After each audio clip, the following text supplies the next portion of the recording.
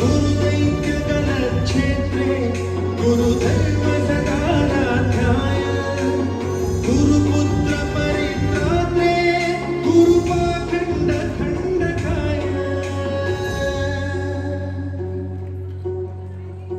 गीतसाराय गीततत्त्वाय गीतगोत्राय धीमहि गूढगुल्फाय गन्धमत्ताय गोजयप्रदाय धीमहि गुणातीताय गुणाधीशाय गुणप्रविष्टाय धीमहि